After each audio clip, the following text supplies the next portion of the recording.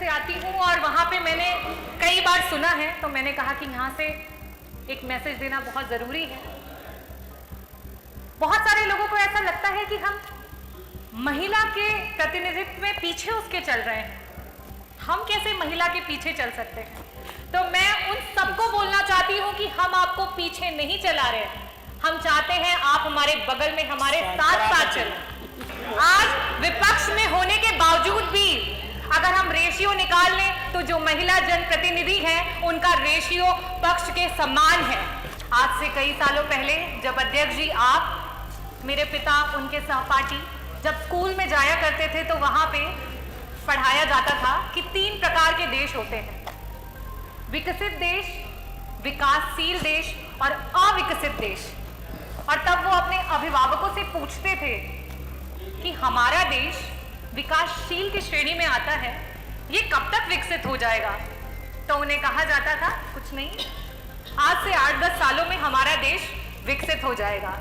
अध्यक्ष जी आपके बाद हमने भी स्कूल की पढ़ाई की, हमने भी स्कूल जाना शुरू किया और हमें भी वही पढ़ाया गया और हमने भी जब ये पूछा सवाल तो हमें भी वही उत्तर मिला। आज एक नई जनरेशन स्कूल जाने को तैयार है, लेकिन आज ये देश अपना जवाब नहीं बदल पाया है। क्या हमने कभी इस बात पे मंथन किया है?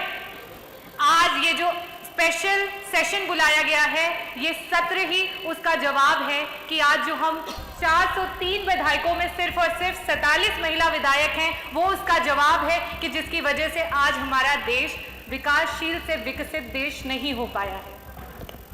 मैं आज बताना चाहती हूँ कि अगर हम देश में देखें कि महिलाओं का राजनीति में नेतृत्व के परसेंटेज को निकालें तो सिर्फ और सिर्फ 9% महिलाएं हैं जो पूरे देश में जनप्रतिनिधि के रूप में अपना नेतृत्व कर रही हैं। और इस आंकड़े को अगर हम किसी भी डेवलप कंट्री से कंपेयर करें तो वहां पे जो देश विकसित हो चुके हैं उसका कारण भी हमें साफ साफ समझ में आ जाता है कि वहां पे अगर राजनीति में महिलाओं का अगर हम देखें कि क्या कंट्रीब्यूशन है तो वो 30% तक पहुंच चुका है। और हमें भी अब इस पे विचार करना जरूरी है और इस सदन के माध्यम से मैं आग्रह करना चाहूंगी कि महिलाओं को हर क्षेत्र में आरक्षण देने की जिम्मेदारी इस सरकार को उठानी चाहिए, इस प्रदेश को उठानी चाहिए और इस देश को उठानी चाहिए।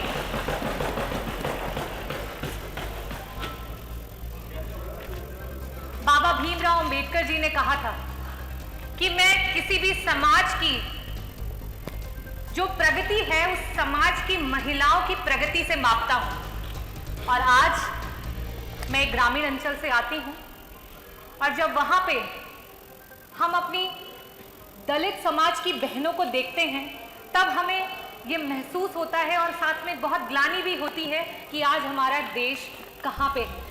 आज क्या कारण है कि हमारा देश आगे नहीं बढ़ पा रहा है, चाहे राजनीतिक क्षेत्र हो या सामाजिक क्षेत्र हो, चाहे एक माँ हो या बहन हो या पत्नी हो या बेटी हो। अधिकांश जगह में भारत देश में हमें निर्णय लेने की आजादी नहीं। आज जब महिलाएं राजनीति में आना चाहती हैं तो कई प्रकार की कठिनाइयों का सामना करना पड़ता है और उस पर एक छोटा सा शेर है जो मैं बोलना चाहूंगी। कौन बदन से आगे देखे औरत को, सबकी आंखें गिरवी हैं इसी नगरी में।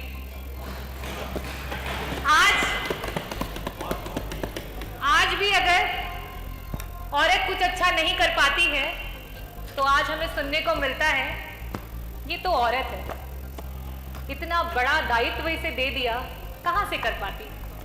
और अगर किसी तरीके से वो औरत अच्छा कर जाती है तो उसे कहते हैं अच्छा, ऐसे कैसे अच्छा कर दिया, ऐसा क्या किया होगा उसने। इस सोच को बदलने की जरूरत है। मैं इस सोच के लिए ये बोलना चाहूंगी कि आज इस प्रदेश को, इस देश को एक मकसद के साथ हमारे प्रदेश की और देश की महिलाओं को बढ़ाने के लिए सोचना होगा। स्वामी विवेकानंद जी ने कहा कि अगर किसी मकसद के लिए खड़े हो तो एक वृक्ष की तरह खड़े हो और गिरो तो एक बीज की तरह। ताकि दोबारा से उठ करके उसी मकसद के लिए दोबारा से जंग लड़ सकूं।